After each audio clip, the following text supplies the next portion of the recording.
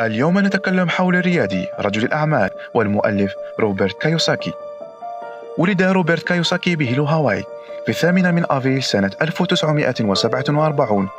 هو مؤلف كتاب الأب الغني والأب الفقير، حيث بيع منه 26 مليون نسخة، وبذلك أصبح أفضل مؤلف من حيث بيع المؤلفات لكل الأوقات. عرف بانتقاده اللاذع للنظام المالي العالمي وبنصائحه القيمة للمستثمرين الجدد. أول مقالة له نشرت عام 1991 وحققت رواجا كبيرا، وكانت بعنوان إذا أردت أن تصبح غنيا وسعيدا لا تذهب للمدرسة. ألف أكثر من 26 كتابا ترجم إلى 51 لغة في أنحاء العالم في مجال الألعاب، البرامج، وكذلك العقار والنفط وأكثر من ذلك. ابقوا معنا. My success comes from spirituality, not finance. And what happened was when my wife and I started Rich Dad back in 1996, actually, we left the spirituality out. And then the corporate types came in, the MBAs and the accountants and attorneys. We're just a bunch of merry men who are kind of like Robin Hood and his gang. Are you Robin Hood? Taking from the rich and giving to the poor? No, I don't believe it. I don't believe in giving to the poor. But you're giving knowledge to the poor. Yes. That's a very big difference. You see, people say, well, why don't you give the poor money? So the only problem with that is it just creates more poor people. Give a man a fish, he fishes for the day, or eats for the day. Yeah, you give a man a fish, you get a lot of people who want more fish, but you teach them to fish.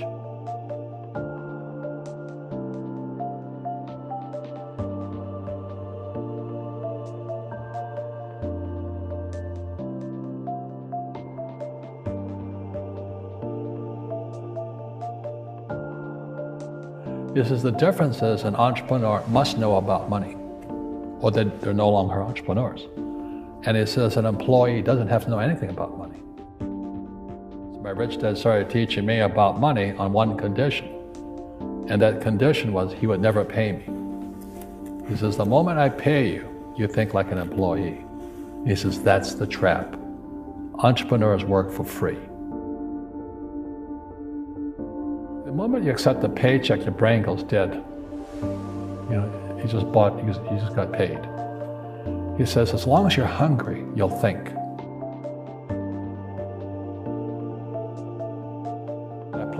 I play Monopoly in real life. I don't need a job. I don't have a retirement. Don't need a retirement. I don't want the government to take care of me. But I felt a social responsibility to teach. And that's what my rich dad did for me. Einstein said, imagination is more important than knowledge, but knowledge empowers imagination. And what most people lack is real business knowledge, like accounting, like debt, like taxes. You gotta know that stuff, but they don't teach it in school to anybody. A fake teacher is somebody who just wants a job and they'll teach anything. But they really don't know what they're teaching. One of the things I suggest to people, you gotta find a real teacher versus a fake teacher. And a fake teacher is somebody who doesn't do what they teach. And a real teacher is doing what they teach every day. So my accountants, my attorneys, they're in it every single day. And that's how I learn, because every day I'm solving problems in my business. So I have accountants and attorneys and bankers and all these people on speed dial because I'm solving problems with my team.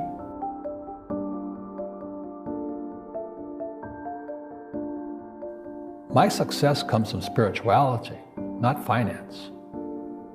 And what happened was when my wife and I started Rich Dad back in 1996, actually, we left the spirituality out. And then the corporate types came in, the MBAs and the accountants and attorneys, and they tried to make it into a business.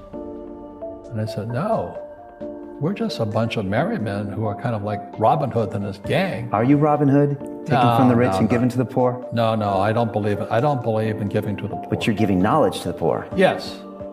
That's a very big difference. You see, people say, well, why don't you give the poor money?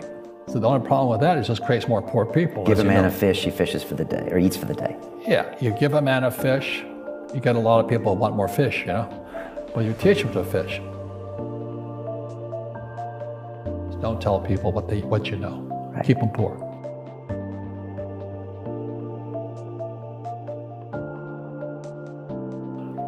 But when they say I can't afford it or I can't do that, they go down. They become what they say. Poor people say I can't afford it, I can't do that, I don't have time. Because it's an escape. It's an escape. You know what I mean? It's easy to say I can't afford it. Oh, I'm too tired. Oh, I can't go to the gym. You know, when you could go to the gym, but no, I can't. Truth is, I'm just too lazy to go to the gym. The rich are greedy. It's the poor that are greedy. You know, if you think about it, because to be rich, you have to give something. You know, I have to produce books and games, and I purchase real estate, I provide housing, provide jobs and all that. That's why I'm rich. But greedy people produce nothing. If you're poor, you'll always be poor. That's really hard for people to understand. Yeah, the money will disappear that fast. Just like most pro athletes, you know, they make millions of dollars, and what 65% are bankrupt 5 years later. It's because they come from poor families. Now you tell them that, they get very angry at you. It's not, it's the rich fault. You know, it's you guys ripped me off and government ripped me off. But unfortunately, what Mr. Lipton was saying, it's passed down genetically. That's the frightening thing. So if you drop a stone in the water, the ripple always goes out this way. It's called precession. Ephemeralization is our ability to do more with less. So you look at our cell phone now, it has more horsepower than the Sperry computer 50 years ago. You know, that's doing more with less. So humans are getting more and more powerful. We have more power to us. Unfortunately, we're not evolved as human beings. You know, it's horrifying. We're more antagonistic, more antisocial. You know, social media is antisocial. You know, I don't even get on the thing personally. You know, I'm very controlled at what we say, not like Trump, because it's so antisocial today. People are so antagonistic. That's the danger part. So the reason I'm speaking on spirituality, we got to evolve. You know, it means meditation, it means yoga, it means praying, it means going to church, whatever it takes. But you got to get back to calm and peace and meditation. One generalized principle is emergence through emergency. So when you look at the word emergency, the base word is emerge. And what Fuller says, the only way humans evolve is via emergency. You know, why do I have, you know, I have bad luck too. I've had financial crashes. I've had people stab me in the back, but they're all good because I grow from it. That's spirituality. You know, people who are afraid of making mistakes, like they teach in school, they don't ever grow. Because spirituality is there's good and there's bad, there's right and there's wrong, there's up and there's down. Most people only want to be right, they only want to be positive. Well, you can't have that, that's not reality. Don't make mistakes and don't ask for help. That's why the school system's actually fundamentally corrupt. It's anti-education.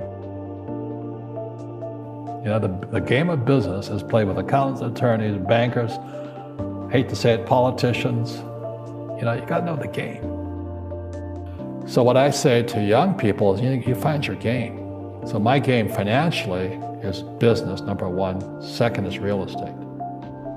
And that's why I pay no taxes. That's why Trump pays no taxes. Legally, it is a combination of business and real estate that gives us an unfair advantage over employees because they don't know what to do.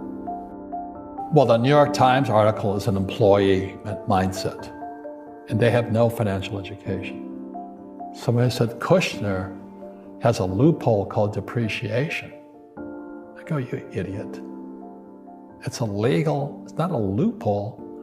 Depreciation is what the government wants us to do.